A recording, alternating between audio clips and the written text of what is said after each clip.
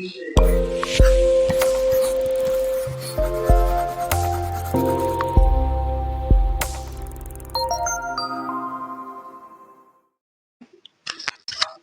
morning, everyone.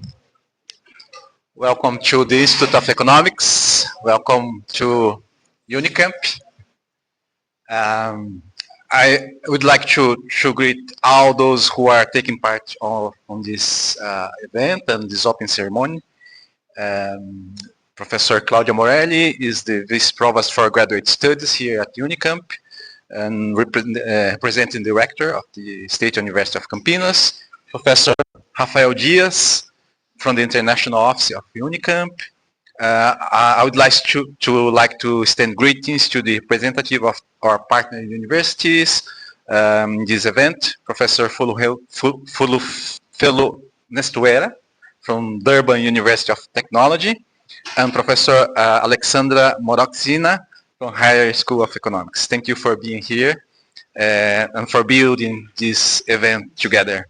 It's a great joy and pride that I welcome you all to the 6th edition of the Unicamp International School on Development Challenges, organized by Institute of Economics and in partnership with Dutch and ISC University. This event reaffirms our commitment to a plural, critical, and innovative debate about transformation of economic development on a global scale. I would like to begin by highlighting the unique path of our Institute of Economics, whose history is deeply intertwined with both Brazilian and international development debates. Since its founding, the Institute has established itself as a space for reflection and the formulation of ideas, bringing together faculty and researchers from diverse backgrounds with heterodox approaches and a close look at the specificities of the Global South. Important contributions were born here for the understanding of development in its multiple dimensions: economic, social, and environmental. And for criticism of the traditional economics approach developed by the orthodox thinking in the global north, often disconnected from our reality. Over the decades, the Institute of Economics has built bridges between academia and society, promoting lively debates on fundamental issues for Brazil and the world: industrialization, planning, inequality, innovation, sustainability, and more recently the complex challenges imposed by globalization, financial crisis, and climate change. Our tradition is therefore critical thinking, theoretical and methodological depth, but above all, transformative engagement focused on contemporary global challenges. Today, this tradition is renewed, and we welcome students and researchers from all over the planet, in particular, to have many representatives from the Global South, whose voice and perspectives are essential for rebuilding and re-signifying the development debate. We live at a time when the protagonism of countries such as the BRICS members acquires a new meaning. The challenges faced by BRIC countries and by extension many other developing nations are not only local but part of a global agenda. How can we move toward inclusive, sustainable, and innovative development in an international context of uncertainty, geopolitical tensions, and accelerated technological transformations? How can we promote finance policies for the ecological transitions, addressing climate change without sacrificing social justice or national sovereignty? These are questions that require deep reflection, critical spirit, and above all, open dialogue between different intellectual traditions, regions, and historical experience. This meeting we begin today provides a welcoming environment for robust debate, exchange of ideas, and the building of collaborative networks that go beyond institutional and geographic barriers. May this edition of the Unicamp International School be marked by creative thinking, respect for the difference, and the commitment to transforming knowledge into our action to respond to the great dilemmas of our times. So I would like again to welcome you, and I would like to give the floor for Claudia Morelli, that is the representative of our rector for your university. Good morning, distinguished colleagues, students, and guests. Initiatives such as this winter school, are essential to expanding academic dialogue across country, and I'm glad to be here. It's a great honor to me to be here today representing our graduate office. And this year's theme, Development Challenges in the Time of Climate Crisis, bring forward issues that are not only academically significant, but also socially relevant. I'd like to acknowledge the organizers and partners of this edition, and especially the students and young researchers who are the very reason we are gathered here today. I'm glad to see how this program embodies the mission of graduate education in advancing excellent scholarship while fostering global engagement and cooperation. I wish you all a productive experience here at Unicamp, and thank you very much. And once again, welcome here.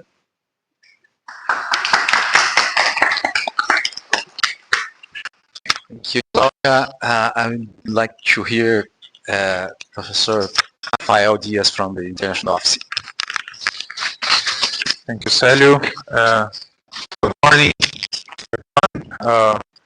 dear colleagues from the opening ceremony, and all our distinguished guests, professors, students, also colleagues from the Institute of Economics who have now for the 6th time organized this Unicamp International School on Development Challenges. Welcome to Unicamp, welcome to Campinas. I've had the honor of a few of the last Unicamp International Schools on Development Challenges, so I can testify for the success of this initiative over the years. And I also would like to stress what's might be by this time somewhat obvious, which is the importance of discussing these urgent challenges of development through the lens of countries from the Global South, from the lens of BRICS countries. Though we face many challenges in from different natures and aspects, climate change, which poses urgent threats that need to be addressed by our generation, but also economic challenges, social challenges. Huge part of our world population still excluded from the possibilities of development that other countries have already grasped. Violence, the threat to democracy, the threat to institutions in different parts of the world. These are all challenges to which BRICS countries and the Global South can indeed provide very relevant ideas as to the possible alternatives and ways to facing these challenges. So it is very relevant that we have this discussion once again at the Institute of Economics at Unicamp, which has for decades been a hub for thinking about ways to dealing with these challenges, not only in Brazil, not only in Latin America, but I would say also from a global south perspective. So universities have the task of leading these discussions, of promoting debates as to which ways we should take in facing these challenges, and providing ways for us to think and developing pathways to shaping a better world for us all. So I wish you all a fruitful discussion in this sense. May we leave this sixth Unicamp International School with more ideas as we have in previous opportunities to address these challenges and build this better world for us all. Thank you very much. Congratulations to our colleagues and to all co-organizers. Be very welcome. Thank you.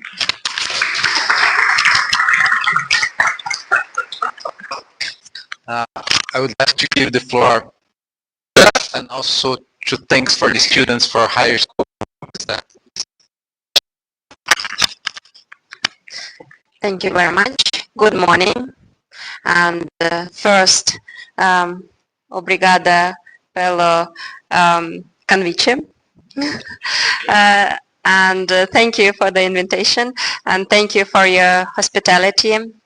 Our partnership between HEC University and the University of Campinas is a long-lasting one.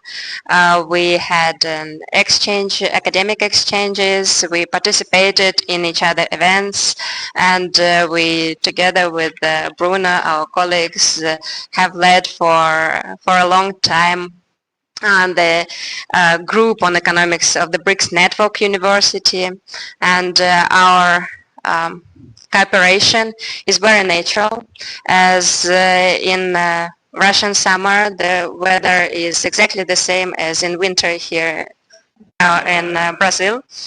And of course we have the same priorities, the research priorities in our faculty, and here, as Mr. Hiratuka had the list of the themes that are researched here. I thought that it's really this. They don't want to hear about our research priorities. Yes, the research themes are exactly the same: the development economics, the contemporary economic world economy issues, and of course the economics of climate change. So we have a number of themes that we can have our research together. And today we're not only starting this our first joint winter school. 6 for you, but the first for us. But we only also start our joint project on the approaches to international monetary system. That is something they also don't want to hear about. I know that JP Morgan is is there. In this project, we plan to research the opportunities for the settlements in national currencies and borrowings in national currencies, and also the development of CBDCs, the digital currencies of the BRICS countries. So these are very pressing issues, and also the international development finance system, which also can be transferred to the national currencies system. So all of these themes we plan to cover in our 3-year project. starting from now, and this theme is very well discussed and is one of the priorities for almost all of the international platforms, the G20, the APEC, and this year Brazilian presidency in BRICS also showed it as one of the priorities. We had a number of paragraphs in the final declaration dedicated to this issue, and for the first time we brought the importance of the new development bank in this in the process of the increase of the national currencies in settlements, and also we had the development of the Russian initiative on the investment platform. So I think that we have a great field for the research, and to conclude, I think that one of the things that can bring us closer together is the opportunity, of course, to pay in your national currency when you come to a conference in another country. And I wish you all and us, of course, as we are the part of the conference, fruitful discussions.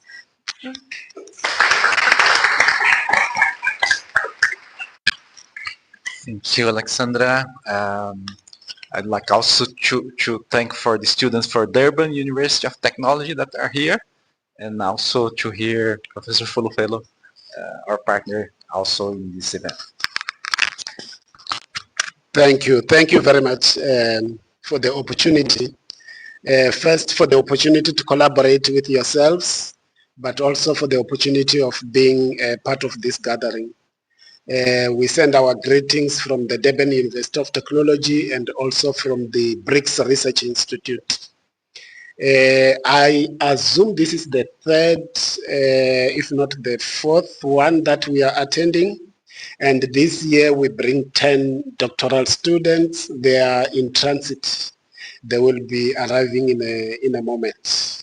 We pledge to continue to support this important annual conference. We think it is very important for our doctoral students, but also for our young academics. As we meet at this juncture, I think there are quite a lot of important matters we should continuously engage. Challenges associated with the genocide in Gaza, challenges associated with the wars in the DRC, the scramble for the African minerals, the US tariff war against the world. And as we conglomerate like this, we also should remember that this is the 70th anniversary of the Bandung Conference.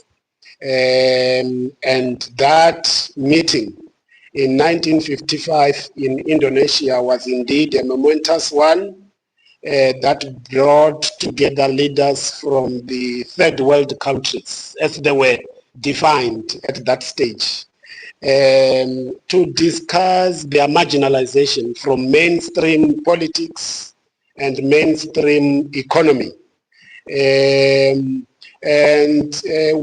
We had hoped since then, since the Bandung Conference, that a lot would change positively in the interest of the global South and the global majority.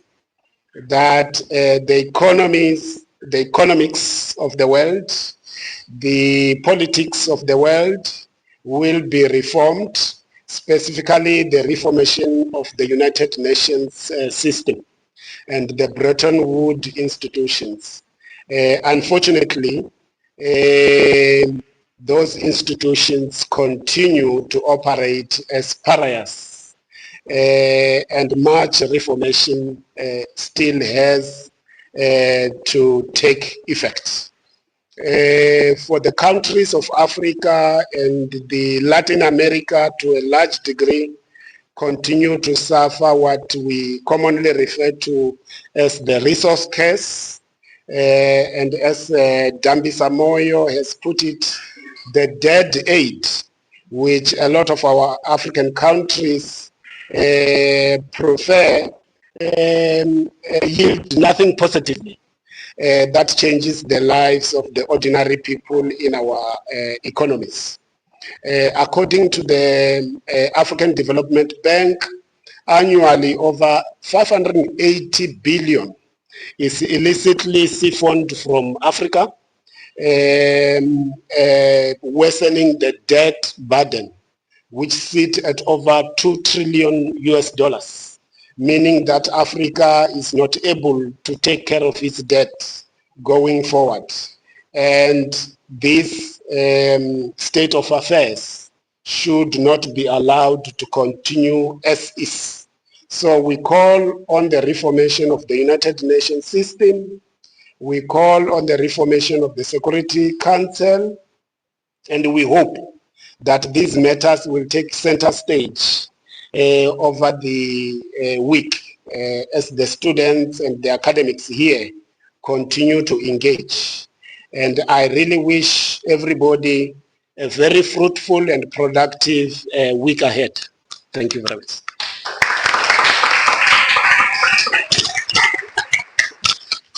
Okay, then Bruno, you should move immediately for the next section. Yes? Ah, okay. Thank you. Right.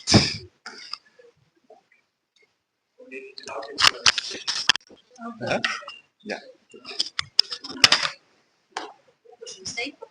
Yes.